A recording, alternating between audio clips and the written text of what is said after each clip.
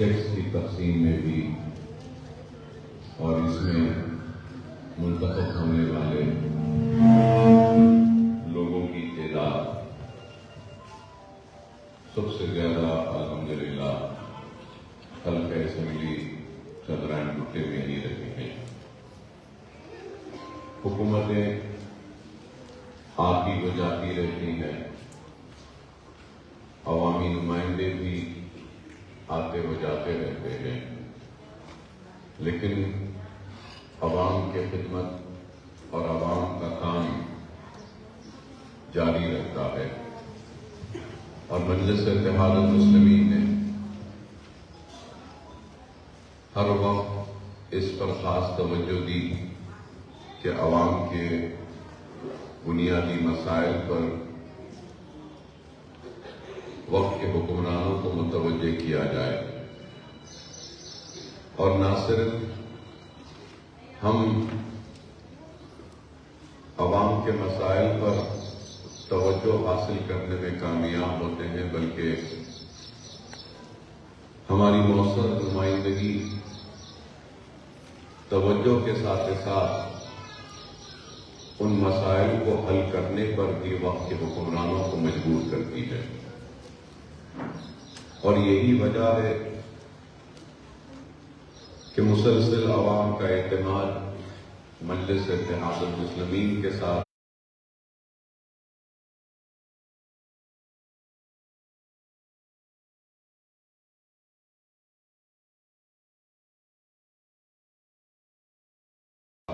Scheme کا آغاز ہوا ہے۔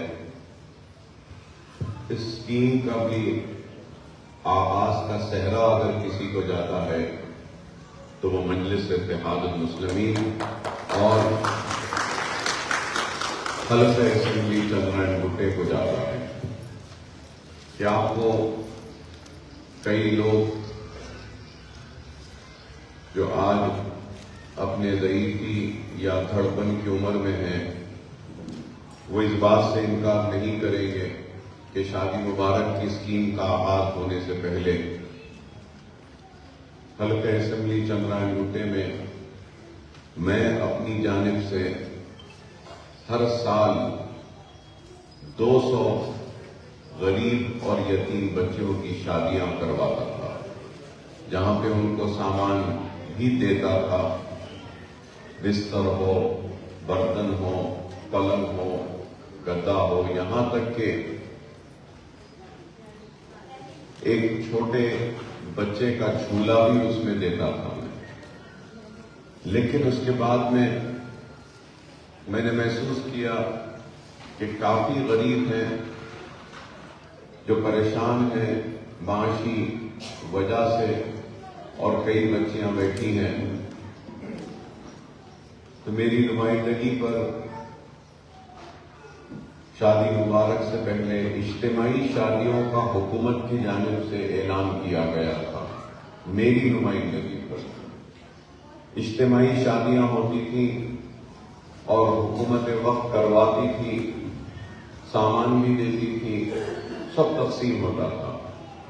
لیکن آج سے 10 سال پہلے 2014 میں تلنگانہ کی تشکیل کے بعد میں نے کہا کہ بہت سے عزت دار لوگ ہیں جو اجتماعی شادیوں میں آ کر شریک ہونے سے انکار کرتے ہیں۔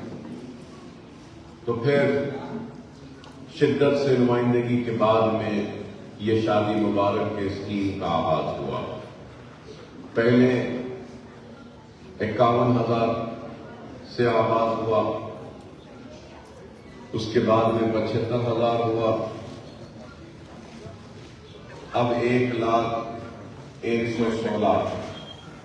اب نئی حکومت کا وعدہ ہے کہ اس میں بھی اضافہ کریں گے، تو امید ہے کہ یہ بھی اضافہ ہوگا۔ تو مجلس اتحاد المسلمین مسلسل کوشش کرتی آئی ہے اور کر رہی ہے۔ میں یہاں پر بیٹھے میری عزت دار پردہ-نشین ماں اور بہنوں سے، خواتین سے ایک ہی درخواست کروں گا کہ اللہ سبحانہ و تعالیٰ نے نکاح کو بڑا آسان بنایا،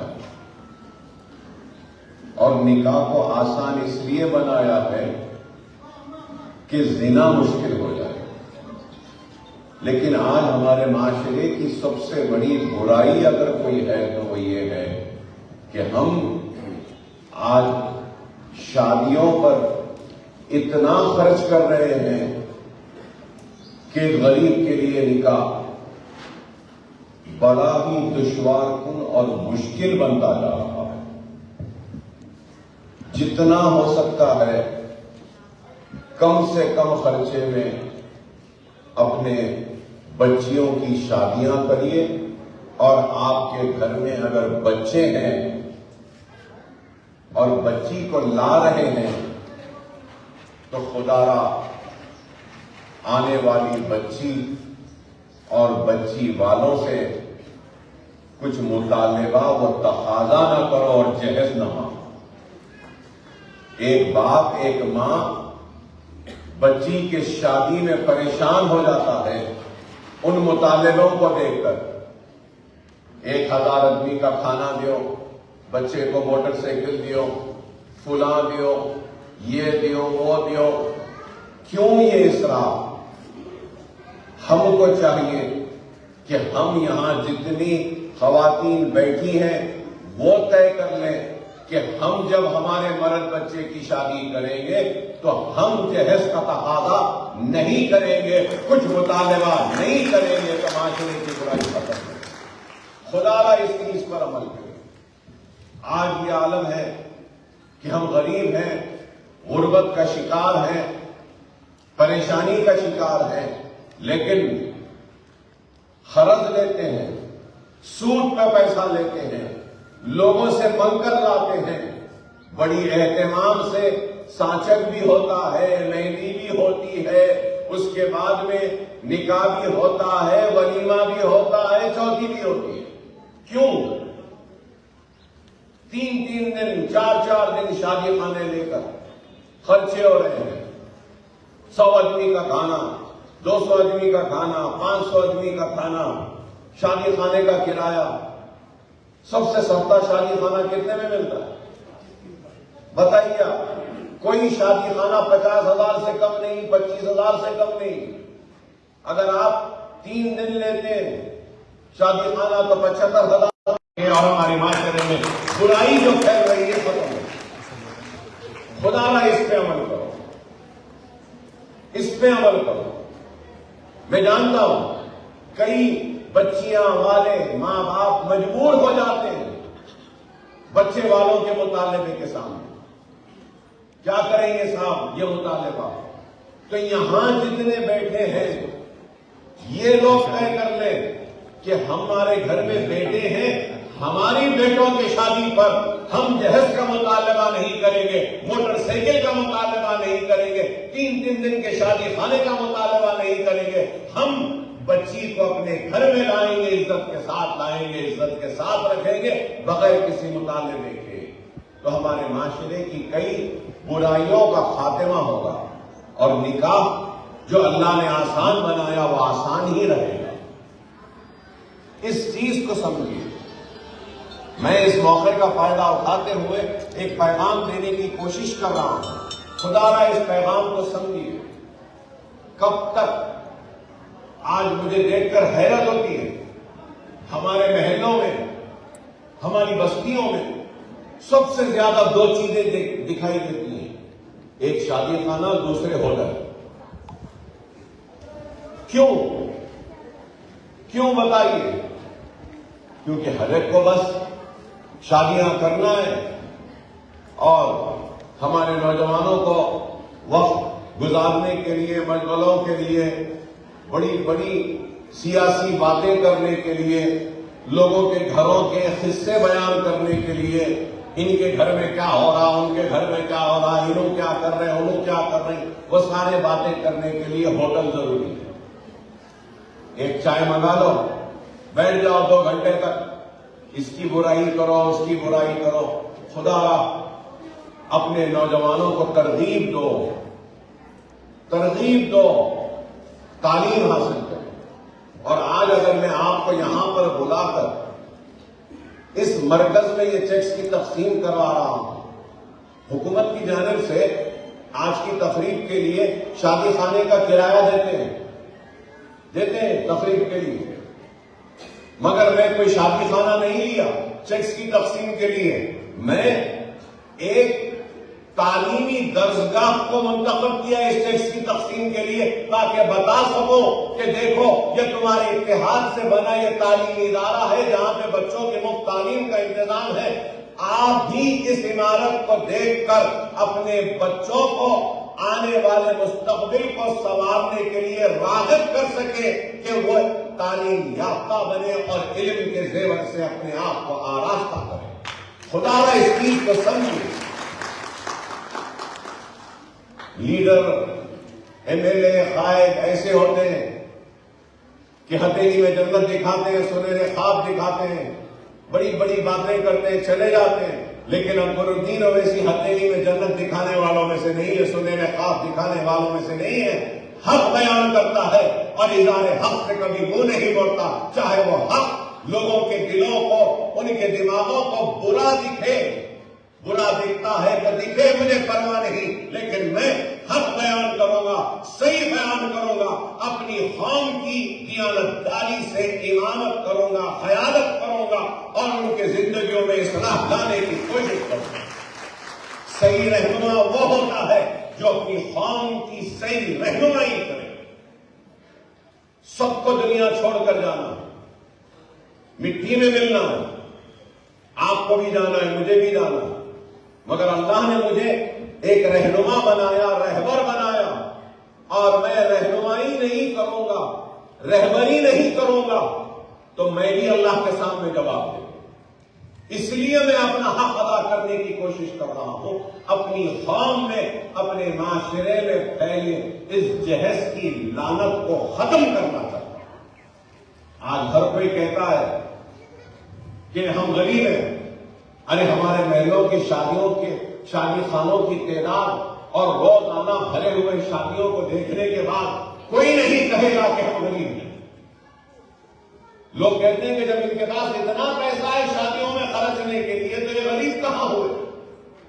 خدا را سمجھو اس بات کو، اس چیز سے پرہیز کرو اور علم کے اوپر توجہ دو. اپنے بچوں کو تعلیم یافتہ بناؤ، اپنی بچیوں کو تعلیم یافتہ بناؤ. بچی بوجھ نہیں ہے، ذمہ داری ضرور ہے لیکن بوجھ نہیں ہے. اپنے بچی کو بوجھ نہ سمجھو. تمہارے ضعیفی کا سہارا بیٹا نہیں بیٹی ہے. تمہارے بیماری میں خدمت کرنے والا بیٹے سے زیادہ بیٹی ہے. بیٹی بوجھ نہیں ہوتی، بیٹی ہمت کا نام ہے، بیٹی خدمت کرنے والی کا نام ہے، بیٹی صبر کرنے والی کا نام ہے، بیٹی ہمارے ضرورت کے وقت سہارا بننے والی کا نام ہے. خدا را بیٹی کو بوجھ نہ سمجھو. لڑکیوں کو پڑھاؤ. یہ ادارے ہیں، یہ اتنا بڑا عمارت، یہاں پہ فری تعلیم دی جاتی ہے. فری تعلیم، ووکیشنل کی ٹریننگ. پڑھاؤ اپنے بچوں کو، جہالت سے نکلو، زیور تعلیم سے آراستہ ہو جاؤ. اپنی زندگی کے اندھیروں کو نکالو، نئے اجالوں کو لاؤ. اور نئے اجالے اگر آ سکتے ہیں تو صرف علم کی روشنی سے آ سکتے ہیں. اس بات کو سمجھو. 15,000 بچوں کے تعلیم کا انتظام میں نے کیا. ہزاروں بچے، 5,000 بچے، نیٹ، این سیٹ، انٹرمیڈیٹ، 10 سب فری ہے یہاں پہ. بھیجو. سال میں 12,000 خواتین کو ٹریننگ دیتا ہوں. سوئنگ کی ٹریننگ، فیشن ڈیزائننگ کی، مہندی کی، بیوٹی پارلر کی، اسپوکن انگلش کی، کمپیوٹرز کی، ایمبرائڈری کی. 10 کورسز ہیں. ہنر حاصل کرو. ہنر کے ذریعے اپنے پیروں پہ کھڑے ہو. کیوں کسی کے سامنے ہاتھ پھیلا کر مانگنا چاہتے ہو؟ ارے آؤ، میں تم کو ہنر دینا چاہتا ہوں، تعلیم دینا چاہتا ہوں. کیونکہ اس لیے کہ ہمارے پاس اگر علم ہوگا اور ہنر ہوگا تو ہم اپنے پیروں پہ کھڑے ہو سکتے ہیں. میں نہیں چاہتا کہ میری قوم مانگنے والی بنے.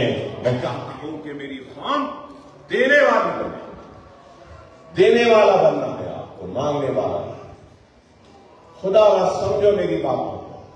بہت وقت لیا، اس کے لیے آپ سے معذرت خواہی کرتا ہوں، معافی چاہتا ہوں، لیکن آپ کے اتنے بڑے تعداد میں آج کی اس تقریب میں شرکت کو ایک بہانہ بنا کر میں نے اس موقع کا فائدہ اٹھا کر آپ کے سامنے چند باتوں کو رکھا ہوں. امید کرتا ہوں کہ آپ اس پر توجہ دیں گے اور آج کہ اس عمل بھی کریں گے، نہ صرف توجہ بلکہ عمل بھی کریں گے میری باتوں پر. اور آج کی اس تقریب میں کلیانہ لکشمی کے